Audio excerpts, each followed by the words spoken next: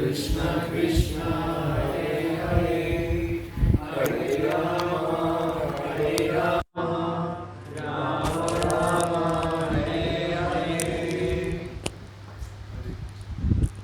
Prabhu Jai. Can you make this a little louder? Yes.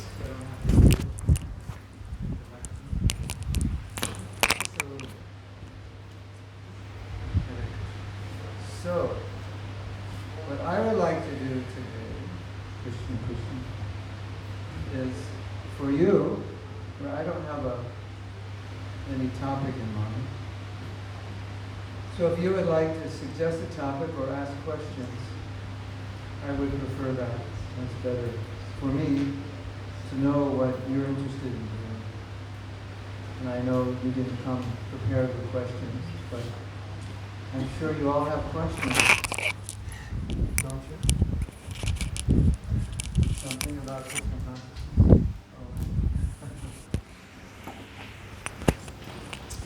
Oh. Hare Krishna,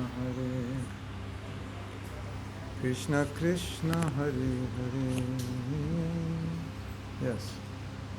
Anything you ever wanted to ask, you can ask right now. Doesn't matter what. Doesn't matter what. I got one. Okay, let's go.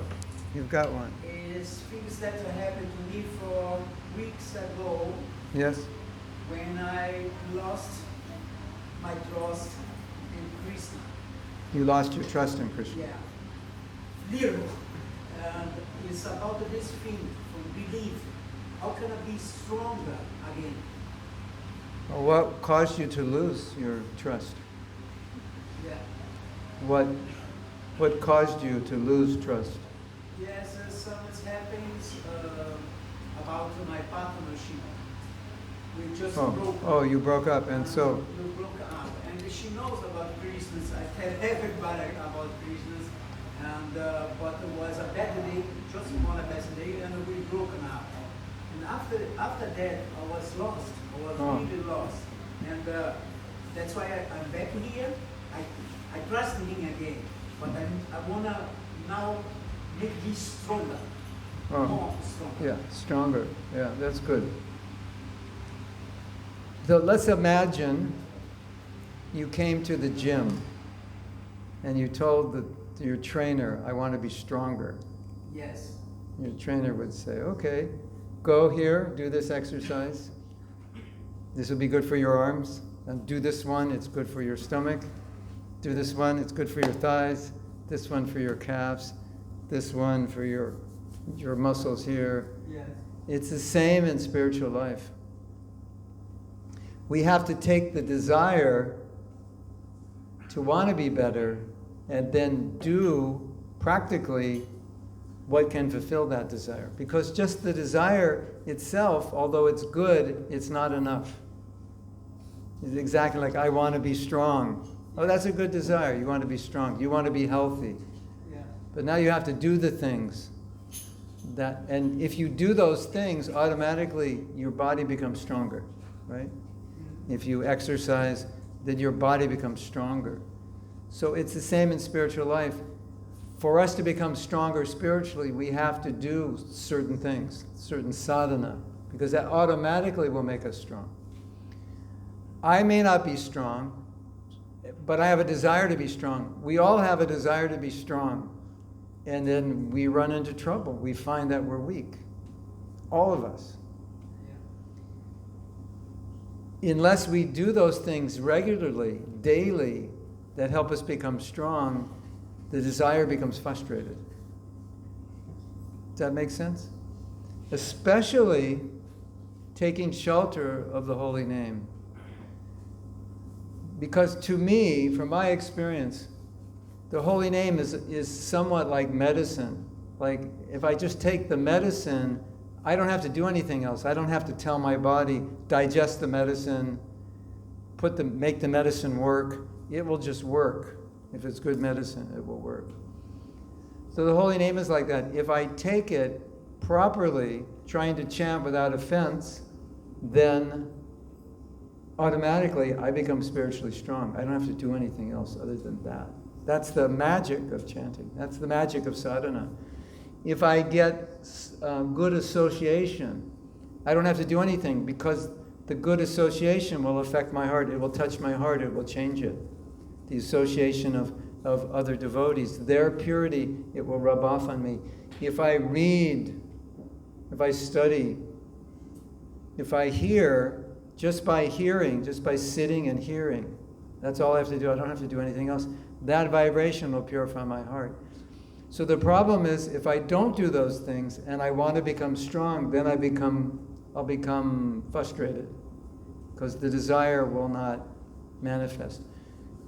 You could give other examples, like I want to have a good business. I want to start a business. I want it to be successful. I have to know how to run a business.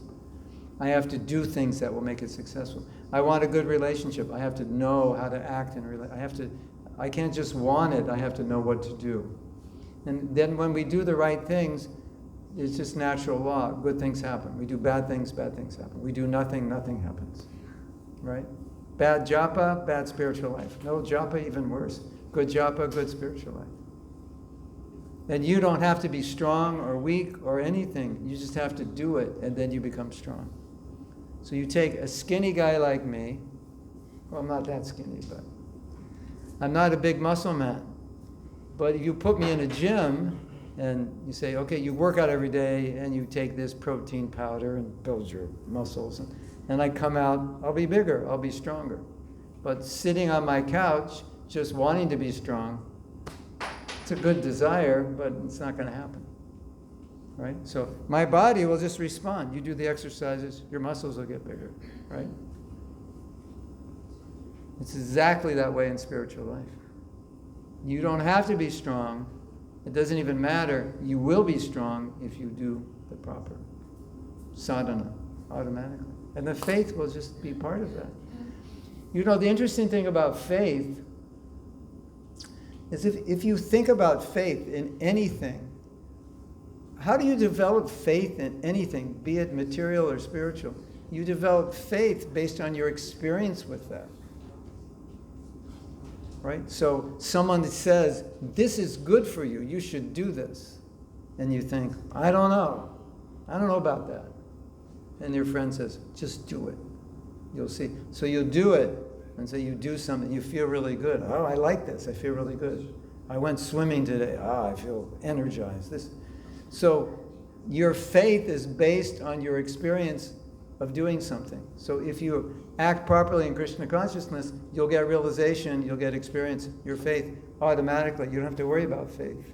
It will come from your experience. Oh, I'm happy. I'm inspired. I'm more detached. I'm more peaceful. That means Krishna is real. He's reciprocating with me. I'm experiencing him through my sadhana, through my service. And then faith is automatically there. And if you're on that level, then if something difficult happens in your life, you will see, this must be Krishna's arrangement. I will take it that way. Because I can experience, if I'm doing what Krishna wants, everything that happens in my life will be guided by him. So if it's so-called bad, then I would naturally think that must be his desire. That must be what he wants for me. Or I will accept responsibility. Maybe I acted improperly, and therefore it doesn't become a lack of faith in Krishna. It just becomes, this is the karmic consequence of my action. And Krishna had nothing to do with it. I stuck my hand in fire and burned. He had nothing to do with that. That was just a stupid thing that I did. So we will see it one of those two ways, or maybe both. Either Krishna wants it, or I did something to deserve it. And it won't affect our faith. Yes? Yeah, not only you say that, I think that probably was just we broke up everything, so just to prove in what I believe. Yeah, perhaps. Yeah. Yes. Yeah, maybe. Yeah. Krishna takes different ways Yeah, to show you how you can handle with this. Yeah. Every yeah. if you want to be Krishna conscious, everything will make you stronger. Even the worst things, and sometimes the worst things will make you the strongest. Nothing, if you want to be Krishna conscious, nothing in life will ever happen to you that you can't become better from. Because you'll try to use it to move forward towards Krishna, because that's your goal. So everything, somehow or other, you'll always figure out how that can move you closer to Krishna. Even the worst thing. And if we don't have that desire, then there'll be the tendency to either lose faith in Krishna, to blame it on Krishna, to think we don't deserve it. And instead of using the opportunity to come closer to Krishna, it then moves us away from Krishna, which is unfortunate. I have experienced very difficult situations. And I look back at those situations and I think I became, even though the situation was difficult, it didn't seem like it was very conducive to my spiritual advancement, but I look back on it and I see, actually it made me stronger. Because it was so difficult, I had to figure out how to work through it, and I needed a lot of strength to work through it, so it actually helped. So I'm grateful, even for the difficulty. And I understand even those difficulties sometimes were due to my own choices.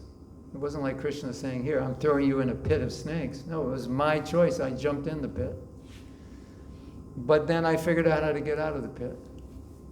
So, therefore I say always, if that desire is to move towards Krishna, every situation will ultimately strengthen us in some way. We'll learn from it. You agree? Where are you from? Brazil. Brazil. Brazil. Hare Krishna. Hare Krishna. Thank you. Someone else have a question, or just your question could be just a topic, something. Yes. The question: how could we make our relationship with Krishna more personal, in the sense that we realize him more as a person? Yeah. Whatever we experience, even in spiritual life, it's more or less this is Krishna's indirect arrangement or whatever. Mm-hmm. We don't experience him like he's talking to us. Right. And it is much easier for us to deal with other people because they're around us, we see them, we interact. And Krishna actually is supposed to be the most important person, but we don't have this direct experience. So how to get more of that? Yeah. Well, one thing I've noticed, she's asking how to have a more personal relation with Krishna, because we can see one another, but it's a little different with Krishna.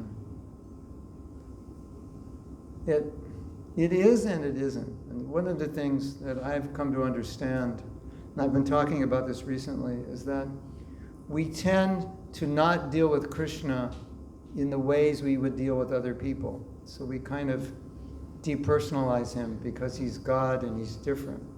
But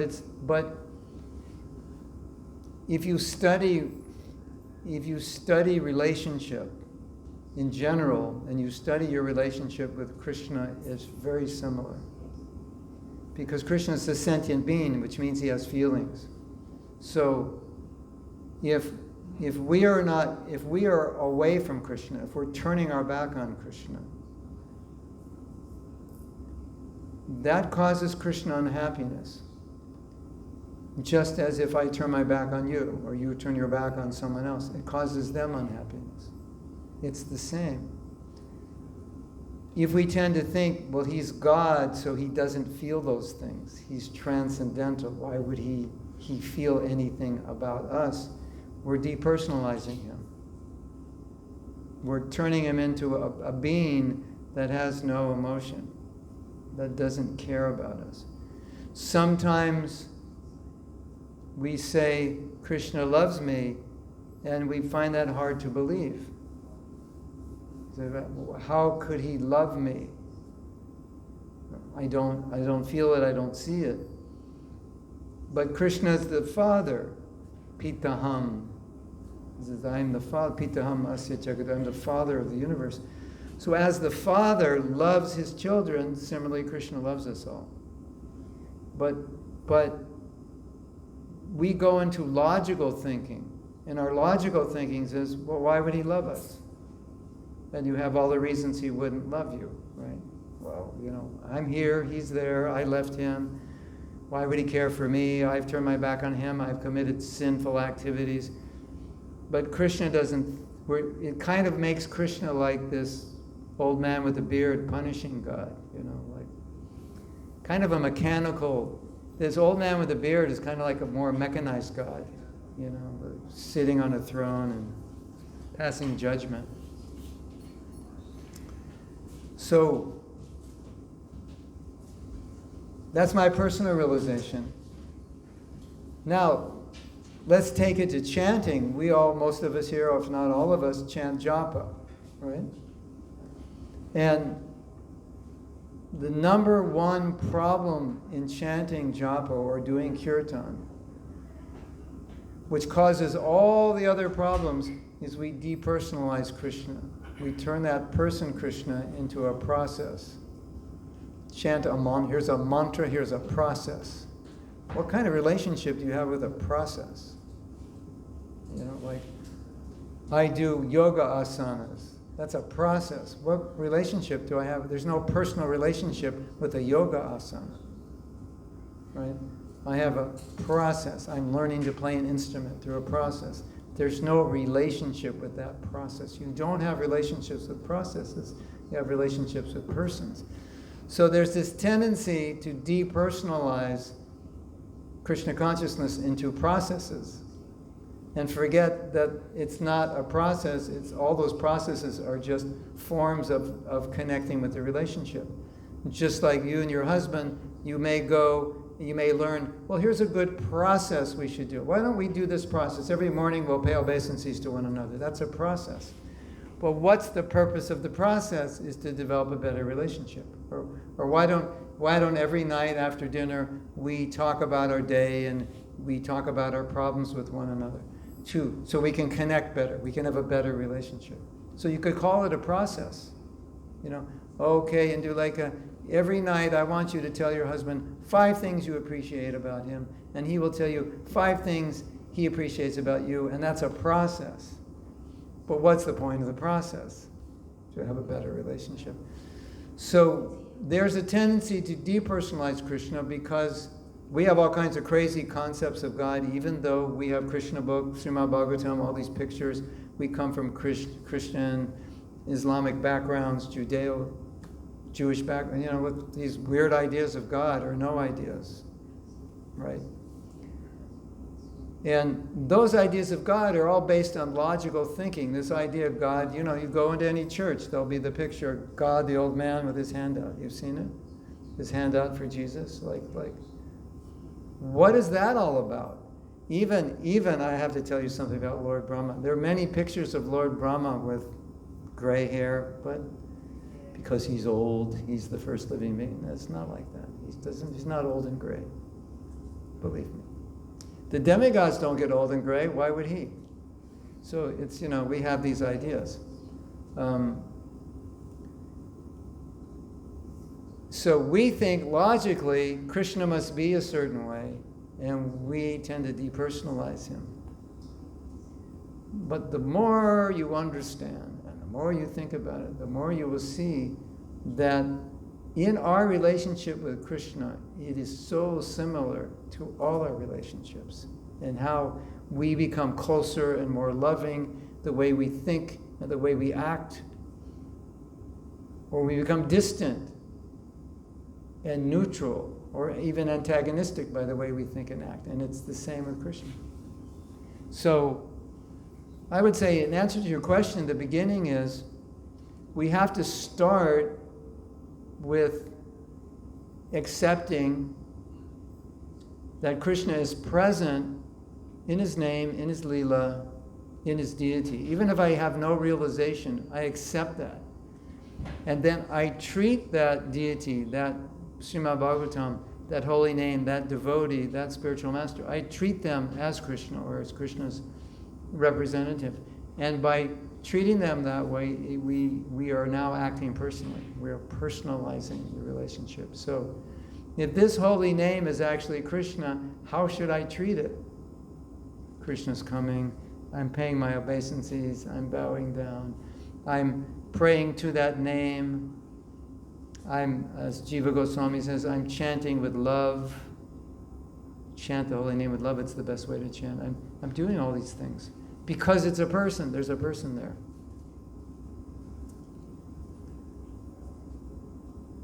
And then you'll get so much realization from that. I'm actually dealing with a person. This person actually has feelings. I can express those feelings to him. I can open my heart to him. I can cry to him.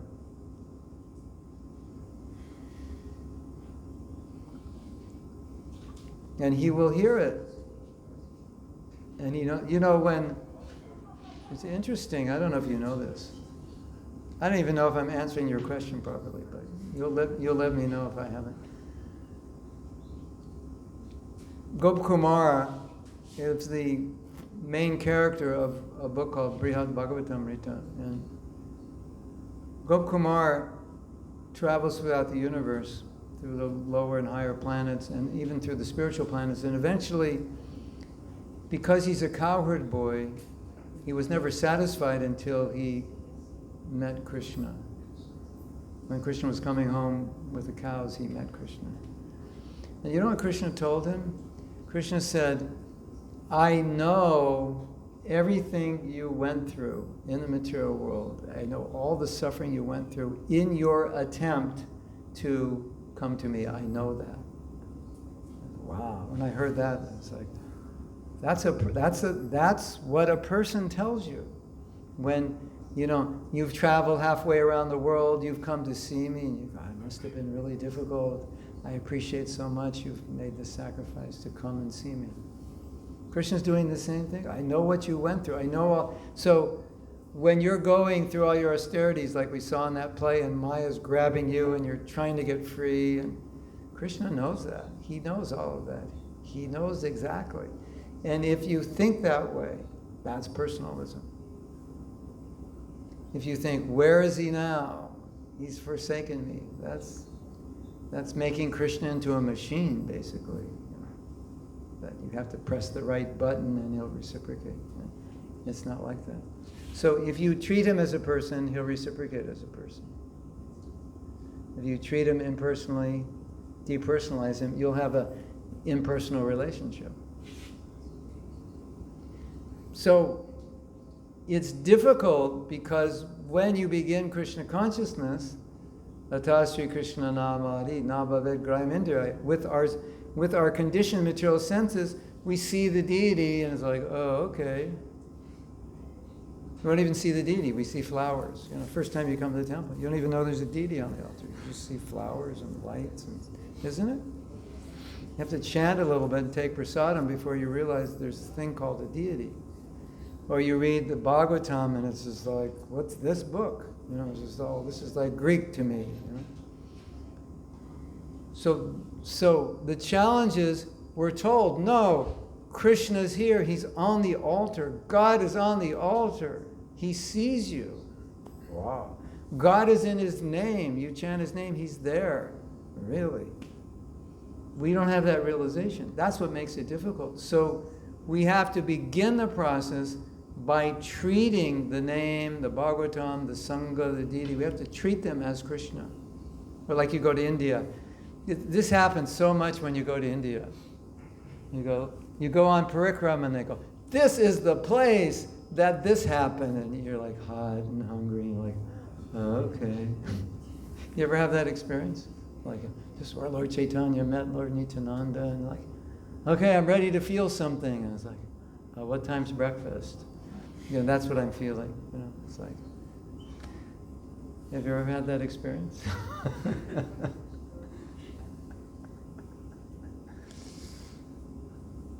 You're at this is the place where Shiva Sangha, where this is the highest ecstasies and devotional service, right here, Mahaprabhu. With the cowherd boys, it was like Rasa Leela. You're there and like, When do I feel something? When does it happen? That's the problem, right? So what do we do? How do we deal with that? We have to say to ourselves, let me treat this as the most holy place. Let me pay my obeisances to the dust of this place. Even though I don't realize it, let me do that. Because by doing that, I'm personalizing and Krishna will start to reveal himself. I treat the deity as a person. How do I know it's a person? There's no realization. It looks like some metal to me. Srila Prabhupada said, Krishna is present here. I will treat the deity as Krishna is present. Someday I will become attached to that so-called piece of metal. I won't be able to live without it. If I'm away from that piece of metal, I'll be dreaming about it. That means I've realized it's a person. Someday I will realize the holy name is a person. And when I take my last breath, I'll be totally fearless because I'll be with the holy name. I'll be with Krishna. Like, what does it matter? Life, death, I'm with Krishna. I will realize that. But we have to treat it that way to realize it. That's where it begins. And so if we don't do that, then the tendency will be to depersonalize Krishna as metal or just a sound. It's just a book. It's just it's a place in a village in India. When Mahaprabhu went to Jagannath Puri and he saw Lord Jagannath, you know who he saw? He said, when he saw Lord Jagannath, he said, this is Shyam Sundar. This is my Shyam Sundar. And he fainted. Whenever I go visiting temples, I always remember that. When Mahaprabhu saw the deity, he fainted. I'm like, what's happening to me right now? I'm fainting from heat exhaustion, basically, But when I remember that, I think this is the potential. This is the relationship I have. When I become purified, this will be the experience. So, for me personally, it may not be for everyone, but for me personally, I begin this personal relationship with a personal relationship with the holy name. And so when I sit down and chant, I think, Krishna is here. He's right here. His pastime. Everything is here. This name is him. It's him. It's not. He's not any more him in any other form than he is in this form. And in fact, this form in Kali Yuga is more merciful because he'll agree to come with me wherever I go, and he'll agree to come with me whenever I say Hare Krishna, and I don't even have to be showered or changed in clean clothes, or I could be in a bar and I could chant Hare Krishna, and Krishna will agree to come in the bar or even the bathroom, the toilet, the water closet. What do you call it? What's the proper name for that in Europe? The water closet, the washroom, the toilet, the bathroom, anything? WC. Anyway, you know what I'm talking about. Even there, Krishna will come, you chant. So when we deal with Krishna that way, it's personal. And then we connect, and then we start to become sensitive to how we deal with him. What kind of relationship we have, how we're neglecting him, where our heart is, what he wants. And then we start to think, Krishna wants love. How can I give it? You can give love to the holy name. Right? Whatever love you have, whatever sincerity you have, you can give it when you chant. Every day. To a person who will sit there and listen to you. Sometimes devotees are chanting, and I'm thinking, poor Krishna, he has to listen to that. I'm thinking, give Krishna a break, say his name nicely. He's listening, You're chanting to please him, Say it nicely, he likes his name. Don't mess it up. Don't mumble it up. And some devotees do that. Hare Krishna, Krishna Krishna, Hare Hare, Hare Ram, Ram. They know Krishna's there, Krishna's listening, they want to do it nicely. Right? Yeah. Is that okay? Did it? Yeah. Anyway, it's a beginning answer. You can base more on that. An exploration. But that's of teaching about japa for 20 years. That's my realization. Every problem you will ever have in japa is due to depersonalizing Krishna. So not treating the holy name as Krishna, treating it as something else, a process, something, 16 rounds that get done, something other than this Supreme Personality of Godhead. And if you think like that, you will realize that when you chant. That every time you're chanting bad and your mind's off somewhere else, I'm neglecting this person. I'm treating it like a process because I'm completely not thinking about. I'm not hearing the holy name. I'm not thinking about it. It's really treating him like just somebody that's not important.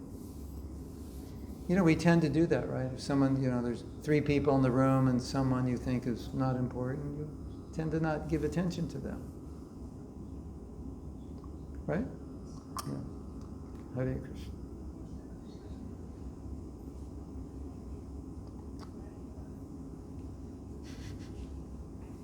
Is that okay? Or now you're all afraid to ask questions? I don't know. Is that too heavy or what?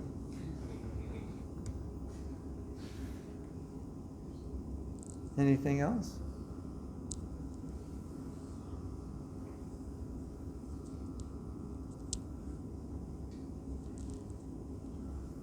Yes.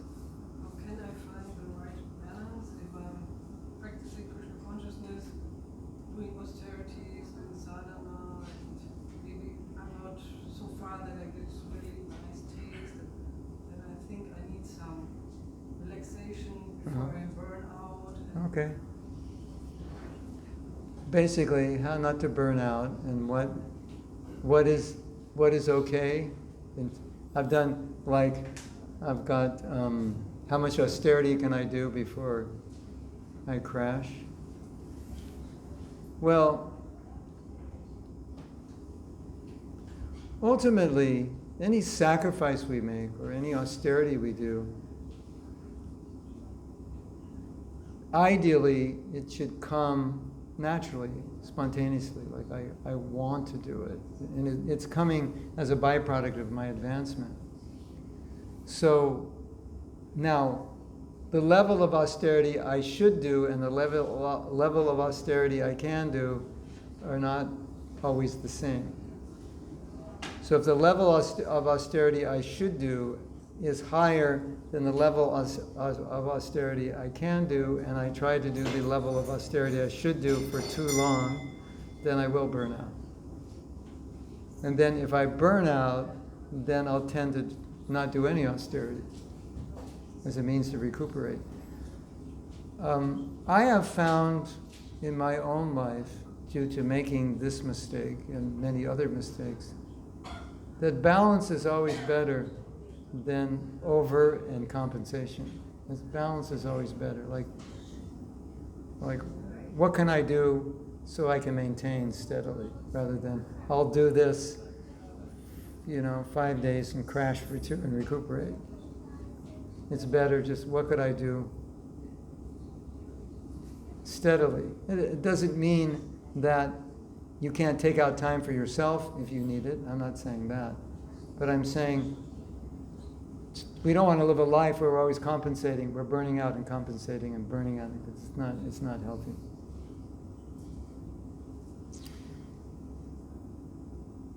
I found in my life that truth always exists in the middle.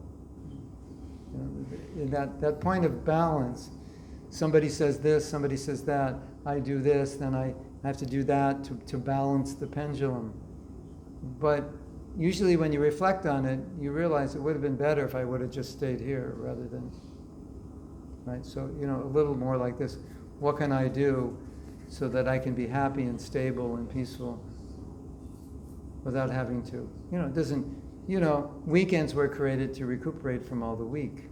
So, but for us, our recuperation is just more kirtan, more study, So, if I'm so busy that I don't have enough time to hear and chant, yes, certainly. I'll go away, hide in my cave, and hear and chant. And when I was a Sankirtan devotee, our day off, we only did 2 things. Well, 3 things. We ate, we slept as much as we could because we were sleep deprived, and we read as much as we could. At least 5 hours, 6, 7 hours. Yeah. We needed that, but it wasn't that we were burnt out. It was just that we were rejuvenating. So, recreation, recreation, it's rejuvenation, but it's not to repair a damaged life. It's just to keep strong so we can go. So that's what I found is always best. Be in the middle somewhere. I've burnt myself out once so badly, it took me like 2 years to recuperate. I mean, seriously, I overmanaged. I burnt myself out. And I could not, if you asked me to manage anything in the next 2 years, I was like, no. I can't touch it. I must have had trauma, management trauma, PTSD from management or something. It's like I wouldn't, now that I think about it, I was pretty much traumatized because I couldn't, like for 2 years, I couldn't touch anything. Just, I'll give class, I'll do kirtan, I'll go to the festivals, but I can't manage. I burnt myself out. So that was a very bad experience, going so far, allowing it's like you're running a race beyond the energy level and you're pushing yourself and then you just collapse. And then it takes you forever to recuperate. It's not good. So, being able to sustain steadily is always the best thing. That's what I have found. After having burned myself out multiple times, being a bona fide Hare Krishna devotee, overloaded with service, too much to do, not enough people to do it. Another thing that I reflected on is that I've seen many devotees burn out. And they were doing tremendous service, like fantastic service, but then they burned out, and some of them even left their service entirely. And so when I look at that, I think, if they would have done less, but it would have been stronger and steady and maintained themselves in a healthy way, today it would have added up to much more than what they've done, because they burnt themselves out and they just went away. Right? You've seen that, right? We've all seen it. So that was very instructive for me. I've seen it many times. I say, what this person could have done so much if they just would have slowed down a little bit. But they went so fast, they crashed. And that was it. That was the end of their service. Now, if we look at Prabhupada, it's quite interesting. I was never able to, Prabhupada had mystic power in running ISKCON. I cannot figure out how he did it. Because I was sometimes with Prabhupada in his room, and I would think, he's sitting here talking to us. He doesn't have 5 telephones like in the old days, the big manager with the big desk and 5 phones and running everything. He didn't have any telephone. He didn't have a computer. They didn't have computers then. But he was sitting in his office preaching to people, instructing his disciples. And like, how is he doing this? And every morning, translating, then going for a walk, then giving Bhagavatam class, then having breakfast, then having massage.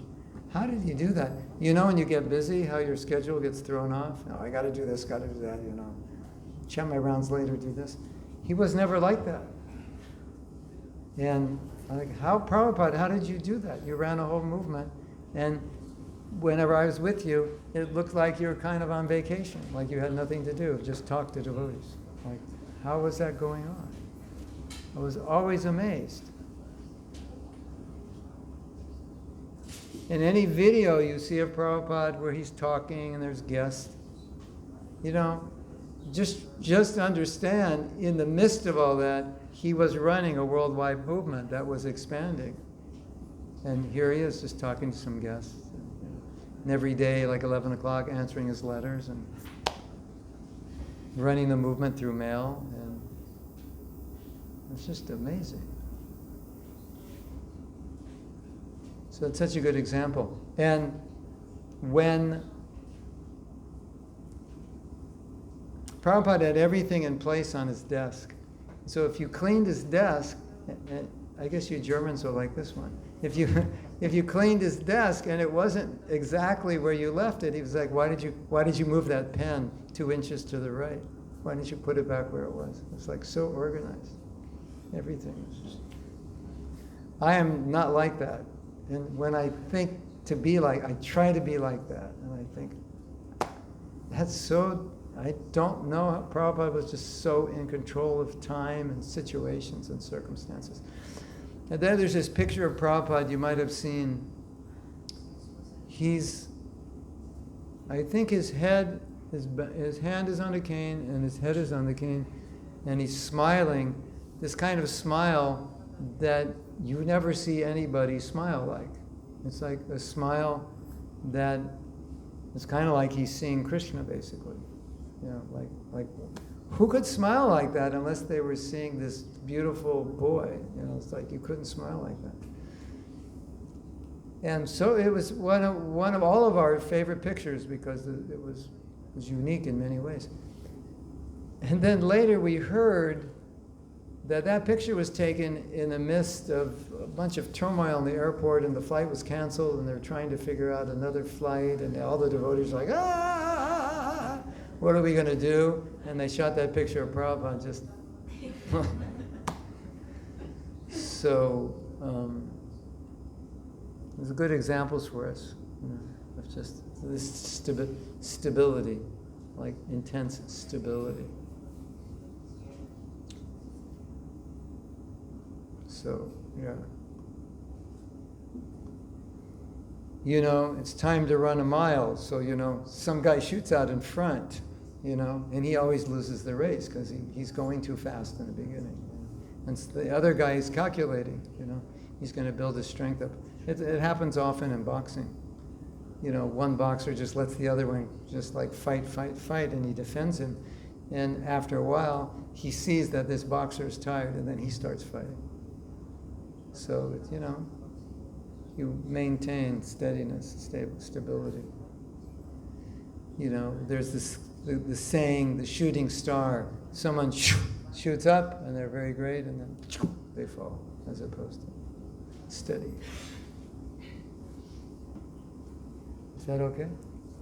There's a stability, but I want to stay there. But, okay, so you want to stay here. Now my question to you would be, is here as high as you can get? Because if you, in other words, you want to be here, or you think you should be here, and you're here. Like I say, so what if you go here? Do you always come back here? Because if you always try to go here and come back here, this is where you are now. And so then you have to just, instead of going like this, it doesn't work, you have to go like this. And for a lot of us, that's hard to accept, because we want to be here. And it's hard to look in the mirror and say, I'm here, I'm not here. But that's okay if you're here. The reason it's okay, even if it's not, is because you're here, so it can't be any other way. That's why it's okay. Right? Everyone in this room, everyone in the Hare Krishna movement wishes they were higher than they are. And some of us are stupid enough to believe we're higher than we are, and we try for it, and then we crash sooner or later, right? We have any victims here of crashing, trying to be higher than you are? I think all the men in white who were brahmacharis have that experience, trying for renunciation beyond their realization. So it's not okay to be here because I should be here, but it's okay to be here because this is where I am and I can't be anywhere else. So why not make it okay? Why make it bad? Because if I make it bad, then that works against me, because then I feel bad and it doesn't inspire me. But if it's like, okay, this is where I am, so let me from here go up. Because if I'm here and I feel bad about it, I'll tend to go down because I'll beat myself up. Oh, you should be up here. So I should be up here, but what am I doing to myself? bang, bang, bang, bang, I'm beating myself down instead of saying, okay, this is where I'm at. It's not okay, but it is okay, because it can't be anything other than okay, because it is what it is. So it has to be okay, right? And then I can build up from there. Is that all right? Yes? I made the experience that will Krishna lead us to go higher if it's the right moment for us, if we let it be like this. I made this experience. Yes. Yeah, when you're ready, yeah, and you have the realization, yeah. But getting ready could take many years also, right? Yeah. And when you're ready, but it automatically happens. You automatically will go. So you have these two things going on. What you know in your head, where you should be, and where you are. And that's where we get frustrated. Because I know I should be here, but I'm here. And I can't just jump here in one day. And it's very frustrating because I wish I could. And I've tried to jump up there and I bang my head. And I crash back down, and sometimes I crash back lower. I mean, it's a problem because when you learn what is right, when you learn what the goal is, simultaneously you learn you're not there. And it's frustrating because you want to be there because that's where you should be. And unless you become okay with where you are, you'll frustrate yourself. And it'll be worse for you. It won't actually help you get there. Where being okay just means you're accepting yourself where you are, because really you have no choice, because that's where you are. And once you accept yourself, you're in a good state to move up. I'll tell you my story. You want to hear my story? Well, you're going to hear it even if you don't want to. So here it goes. And my story has made me think about this a lot. I even wrote an article on it. I haven't published it yet. It's somewhere on my computer. That'll be another challenge finding where it is. Because I wrote it a while ago. But anyway, I told the story, maybe I told yesterday, we were talking about being responsible and how I wanted to become a sannyasi when I was young. And I was trying to understand, later in life, I said, what was going on there? Like I wasn't qualified, but I wanted it. And I was reflecting that I think all of us have these two things going on. Like what we really want if we could do it, and what we actually can do. And if we allow what we really want, if we could do it, to dominate when we can't do it, it's going to be a problem. Because we'll strive for something we're not qualified to do. It's not bad to have the desire. It's just bad to try to fulfill a desire I'm not qualified to fulfill yet. I can become qualified. So I always had this desire to be sannyasi, but I wasn't really capable of it. But I understood in my head this would be the best thing, because this way I would renounce everything and it would only be me and Krishna. What could be better than that? So my head was saying, yeah, this is what you should do. This is like the ultimate. And even my heart was saying, yeah, my emotion was saying, yeah, but my qualification wasn't there yet. So I was caught in this duality. And I think we all have something we'd like to be that we're not yet qualified to be. And we have to deal with that. And we have to, at a certain point in my life, I just had to say, okay, I'm not qualified yet. Should I give up the desire? Not necessarily, but give it up until you're qualified. And then, when you're qualified, it's no problem. And deal with the reality. We all have to do this.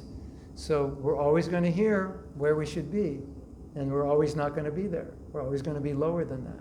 And that gap is where all the frustration is, unless we just accept this is where I am today, and I can be better tomorrow, right?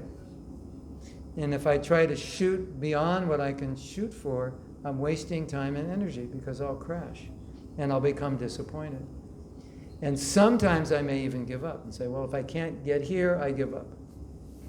Some people are like that, right? All or nothing. We have any all or nothing people here? It's got to be perfect or I give it up. Yeah, so that's the danger. Unless I can be up here, I don't want to, I'll just, be in the gutter. So that's dangerous for the all or nothing people. This is really important for you. The perfectionists, it's very difficult because they want everything perfect. You probably noticed Krishna said everything is covered by some fault, right? So that's your saving grace, that no matter how you try, it won't be perfect. There's a lot of comedies about that, aren't there? Trying to do something perfect and there's always something wrong. And if we would be perfect, we would not be here anymore. Yeah, if it would be perfect, yeah. You can be perfect in your imperfection by perfectly being sincere in your service to Krishna. That's your perfection, your sincerity. But that's the only thing you can perfect, is your sincerity. So if I can be perfectly sincere, then I can have perfection on that level. But in terms of my execution of pure devotional service, there'll always be something lacking. And if you read the songs of Bhaktivinoda Thakur, he's a Paramhansa, and he's hankering to be at a higher stage, and he's lamenting. So it's never really going to end. Even if you become a perfect devotee, you're still going to want to be higher than you are. You're still going to want to love Krishna more than you do. So you'll always be feeling a lack, no matter what. So you might as well get used to it, because that's the way it's going to be eternally. You're always going to be wanting more. I want to love Krishna more. Is that okay? There it is. This is reality. This is where I want to be. The poor person who wants to be a millionaire, All right, so, gradually. Not tomorrow. Like this. If you can go like this, go. Otherwise, go like this or like this. But just don't go like that. When I ask devotees, how is your japa? I say, your japa should at least be like this. Because even if it's like this, someday you'll get there to Krishna. But if your japa is like this, then, next year you'll be worse off. So, well, at least if you're this, you're not going to go up or down. But at least it should be good enough to go up. But if it's schnick, schnick, mom, mom, mom, mom, blah, blah, blah, blah, blah, blah, blah, then what's the point?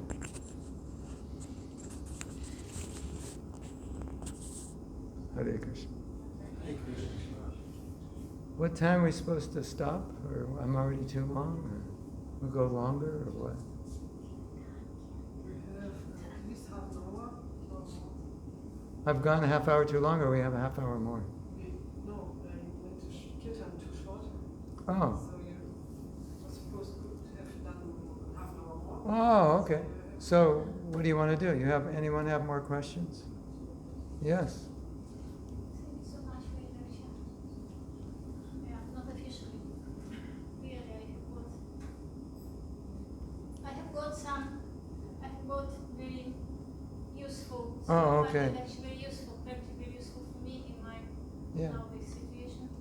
So my question is, Bhakti causes Bhakti. How you can explain it short? Bhakti causes bhakti? So burnout doesn't cause burnout, or somehow they influence each other as well too. Well, So what about Bhakti causes Bhakti? yeah, well, Bhakti causes bhakti is a philosophical idea, and burnout is more of a practical consideration. I think you're saying, well, if bhakti causes bhakti, then the more bhakti I do, the more bhakti I'll have, so then I'll just have more nectar, and then I could never burn out. Except you have a physical body that can burn out, and a physical mind that can burn out. So, if I don't sleep enough, it's a problem. If I don't eat enough, it's a problem. If I have emotional turmoil, it's a problem. So the problem is we have physical bodies we have to deal with, and we're conditioned souls. As we progress in bhakti, our tolerance will increase. Our ability to transcend bodily demands will increase. So burnout will be more difficult. But oftentimes, burnout simply means I'm neglecting my sadhana, or I'm neglecting my health, or I'm neglecting my emotional health. So it's not like bhakti is causing me to burn out. It's just that I maybe need another hour in the day to dedicate to taking care of myself, and I want to do more devotional service. So indirectly, bhakti has caused the burnout, but bhakti doesn't cause burnout. But it's a time factor that I need to give attention.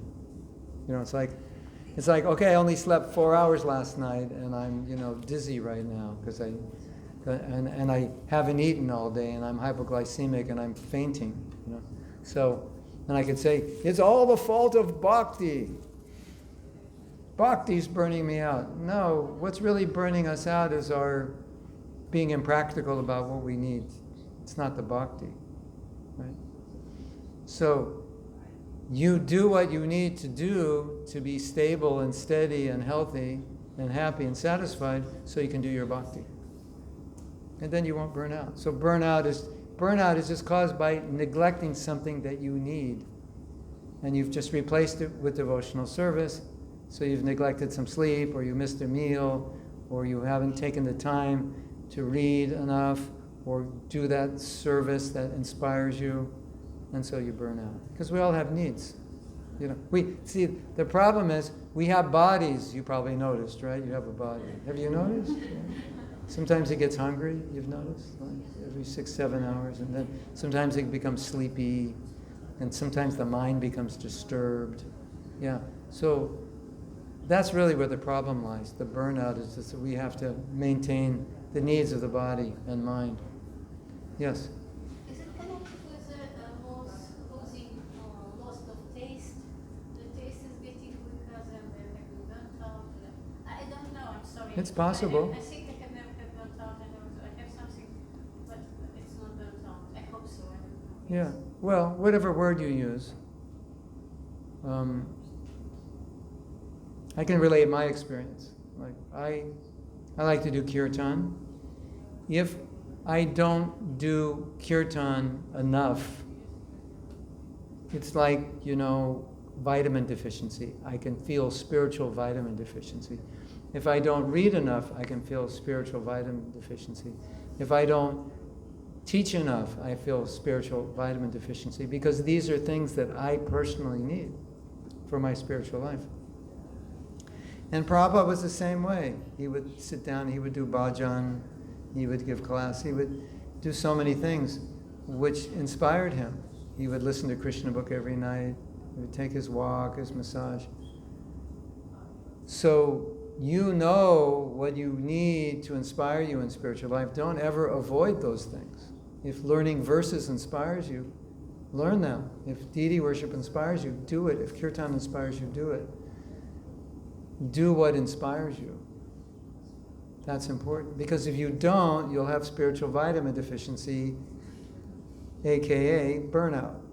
Whatever you want to call it. Spiritual vitamin deficiency or whatever. That's all it really is. It could be that you're doing a service which is extremely difficult and it's draining you, or it's not suited to your nature and it's draining you. In that case, you need even more on the other side to nourish you, because you're going to fight a bigger battle. You need more ammunition to fight it. In that case, it's nice to have a service that inspires you, because the service is not a service that depletes your energy is dangerous. It's like eating food that doesn't digest or gives you a stomachache. Is that okay? Yes, Prabhu. What should a devotee do when he's entangled with the family members who are not Krishna conscious, or even a wife who's not interested in Krishna consciousness? Is he allowed to leave them? Oh. Is that your situation? No, it's not my situation. Oh, yeah. Well,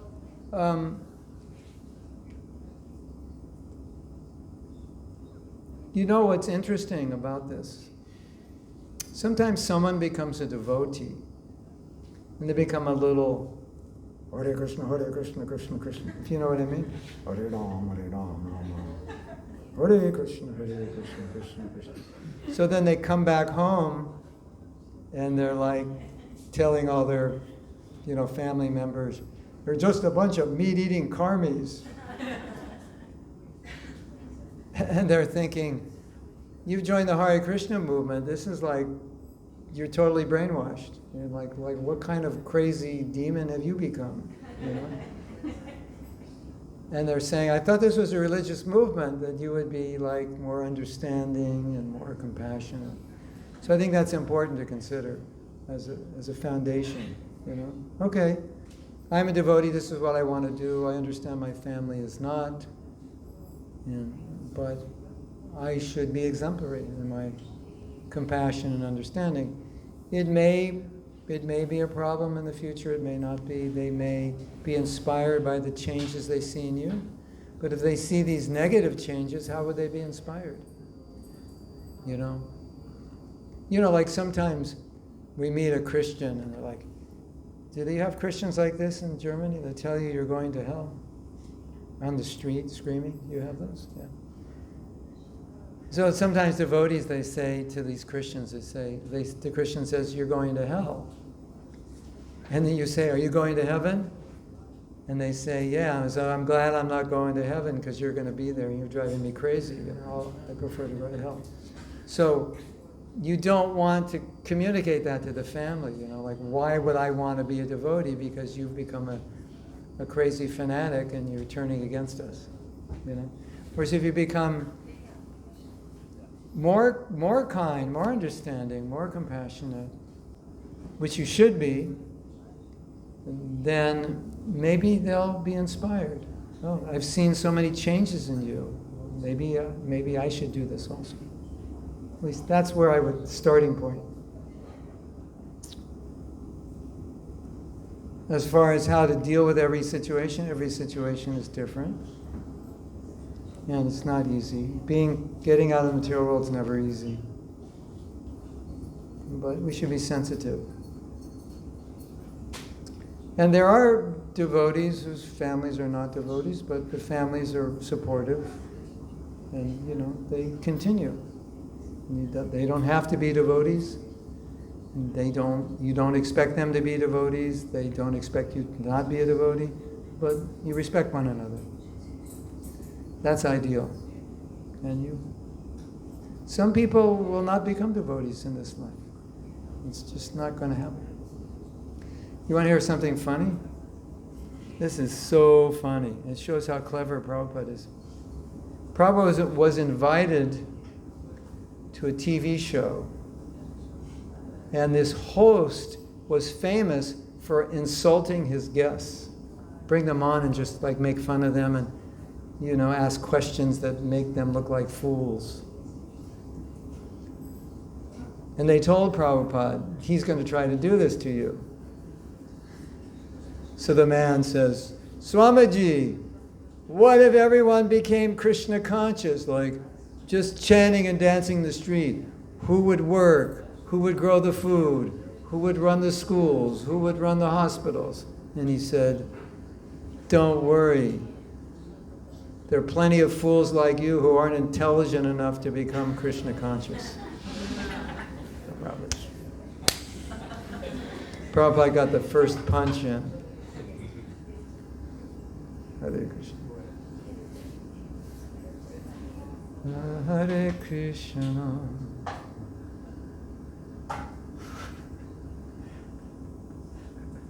You expect this humble old gentleman from India to be a pushover, right? And then Prabhupada takes a punch. I'll tell you another story. It's a beautiful story. Prabhupada went on another show, and this man was very respectful.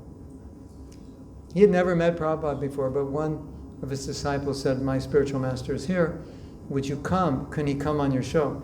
This was in Mexico. In Mexico, they're very open. And you just spontaneously, they sometimes would let you. I've been on shows like that. We walked in to some radio station we knew, said, can we do a show? He's like, okay. And just like, wait 10 minutes, and we did a show. So that's how it happened. And the devotee who organized it said he went in to say thank you to the host, and he said the host was like this. He was crying. And he just said, I never met anybody like that in my life. He was so moved by Prabhupada. So if someone is open, they'll have that experience with Prabhupada. Hare Krishna. Anything else? Yes. We were talking about relationships with non-devotees. My question is about relationships with devotees. So sometimes I find I really wish I could be more tolerant because but I'm not there yet. I feel frustrated for that. Sometimes I cannot deal in a nice, kind way with some devotees because I see that we come from a different background, or we don't agree on some things, how we do things. Yeah, exactly. So yeah, do you have advice? So she's saying, in terms of dealing with the devotees, she's finding that she would like to be more tolerant, but she's not as tolerant as she would like to be. And I think we can all say we all have something we'd like to either get rid of or have more of. And so this question can relate, I think, to anyone with any quality, right? I'd like to be more humble, but I'm not. I'd like to be more sense-controlled, but I'm not. Yes. I'm giving a workshop in London about this. And I'm asking a question to everybody. Who is that person that you show up as the very person you hate to be the most? And I think in this case is that intolerant person. Maybe that's for you. For her, maybe that answer would be, I show up as intolerant. When I'm like that, I hate being that way. Correct? Yeah. So it's important to confront that and acknowledge that. This is the person I hate to be. Okay. Every time I act this way, I hate myself for being this way. I can't stand being in a body that does that to other people, basically, right? Okay. The answer to this question really should come from you by answering the question, what can I do about this? But what I'm trying to get at is, in order to change, you have to confront how much you don't want to be that way. You really have to own that. I hate being this way, and allow yourself to really hate it. Hate it so much you just can't stand being this way. And then also, we ask you, well, how do you want to be? So you might say, well, I want to be, they're from a different culture, but I want to just accept that that's the way they do things. It's not good or bad. Something like that. You have your reasoning of how you would like to be. I would like to act like this. That has to be deeply implanted within you, that this is really what I want, and this is really what I don't want. Because until we deeply confront what we want and what we don't want, we never change. We just I'm helpless. I'm just an intolerant person. What can I do? Of course, we know that's not true. Now, if I were to tell you the reason you're intolerant is because you want to be, you would say, no, I don't want to be. You said, no, I don't want to be. And then I would say, well, if you don't want to be, why are you? Because it doesn't make sense. Like you're eating, 10 pounds of halava. And I say, why are you eating 10 pounds of halava? And you say, well, I really don't want to. It's like, you don't want to, and you're eating 10 pounds of halava. It doesn't make sense, right? Sometimes couples say, we're always fighting. And I say, oh, you like to fight? And they go, no, we don't like to fight. And I go, you're always fighting and you don't like to fight? That doesn't make sense. So when you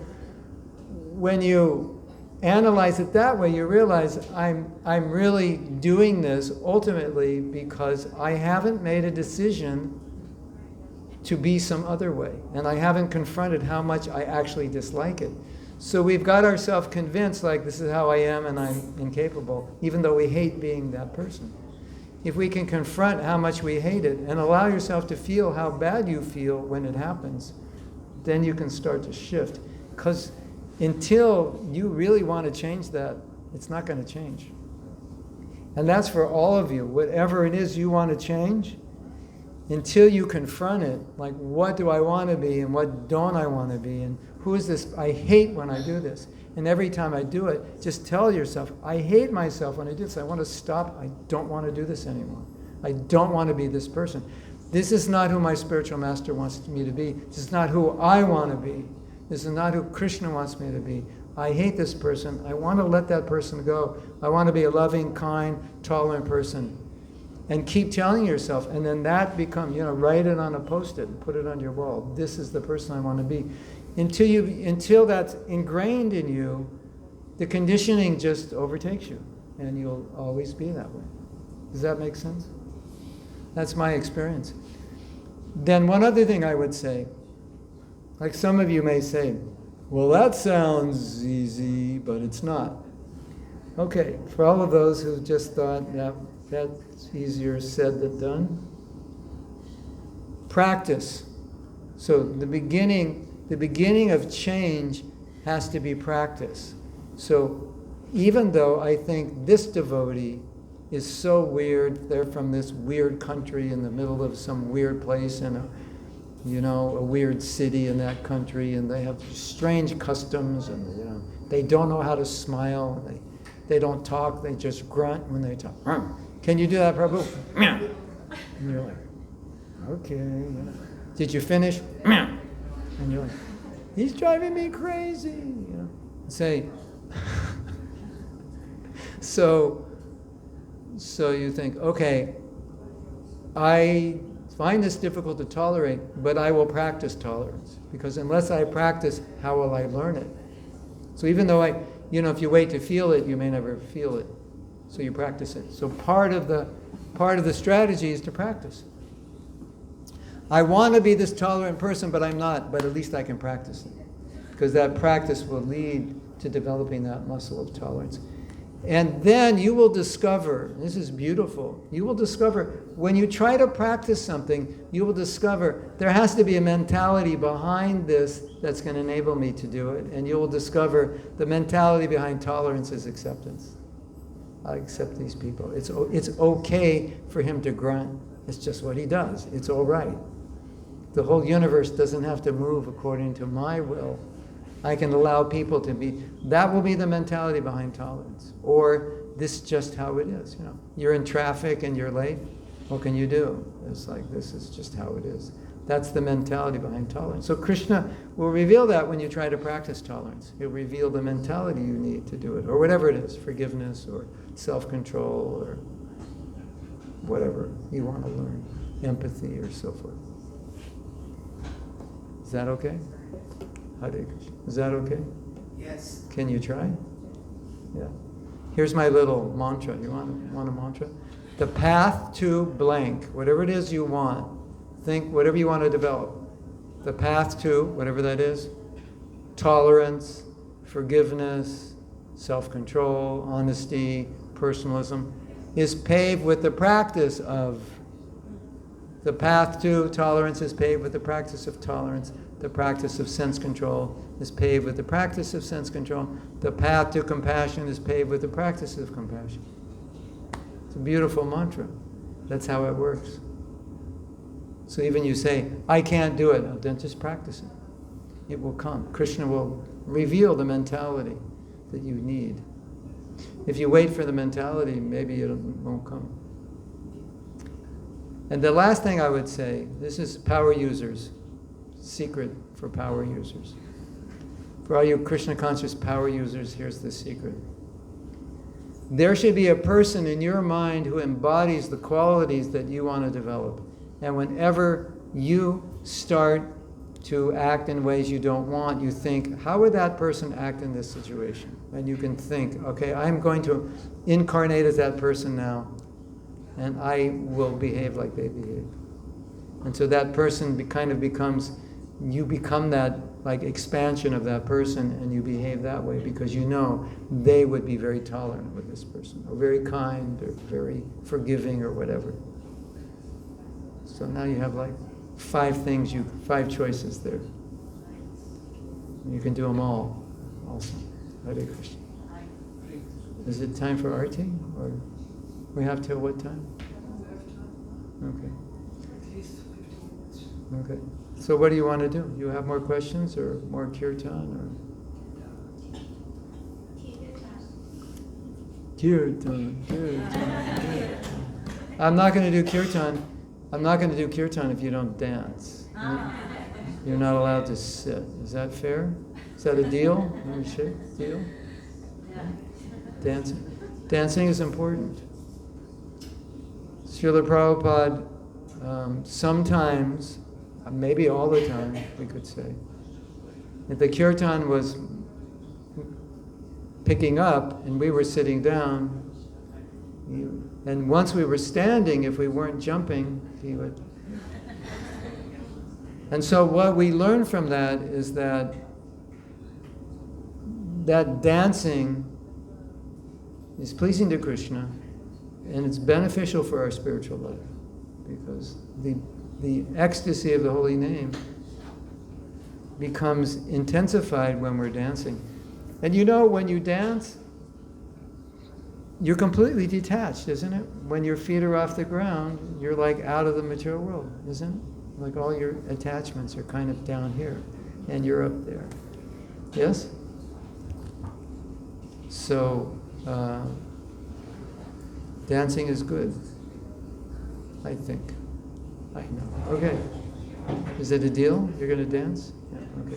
Hare Krishna. Srila Prabhupada ki jai, Jai Go Premanandi, Hari Hari Bo.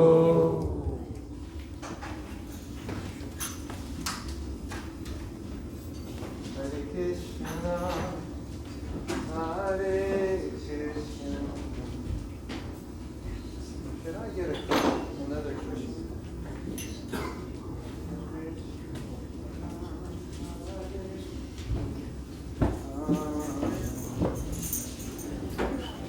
Hare Rama, Hare Rama, Hare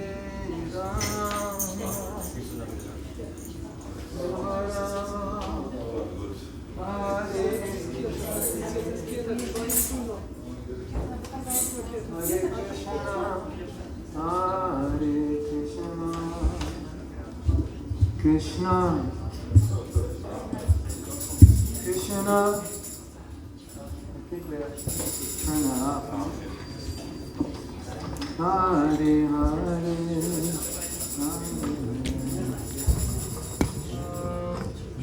Hare Rama.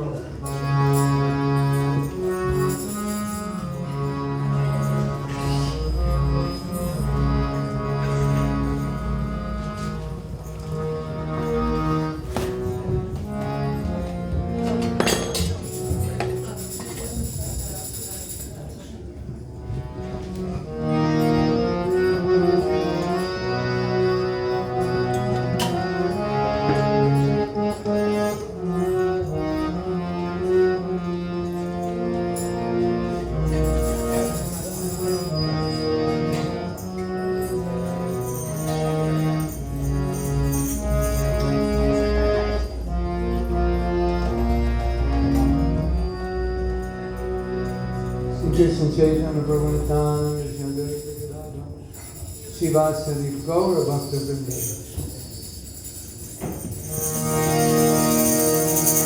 Hare Krishna,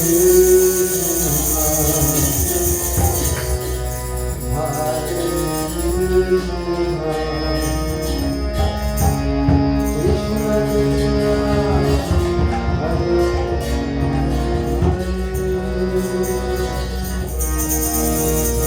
Hare.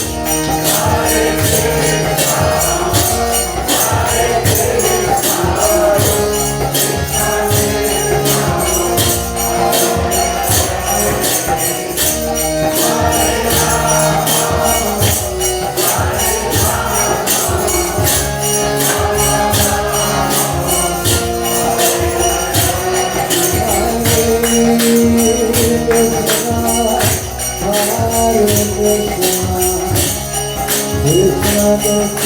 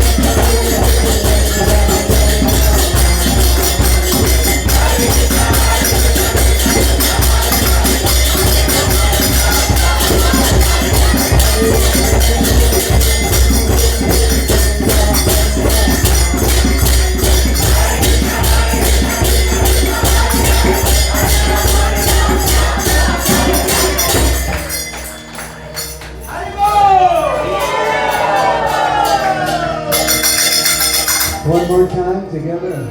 Hare Krishna.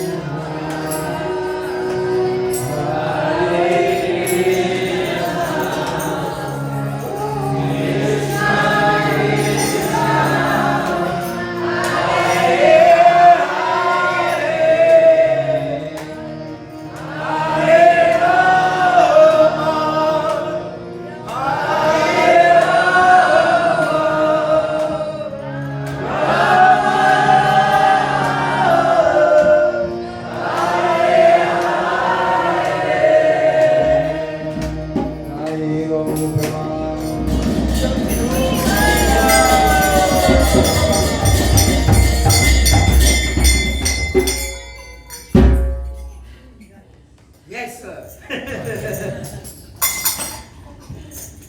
Beautiful. Gauranga. Nityananda.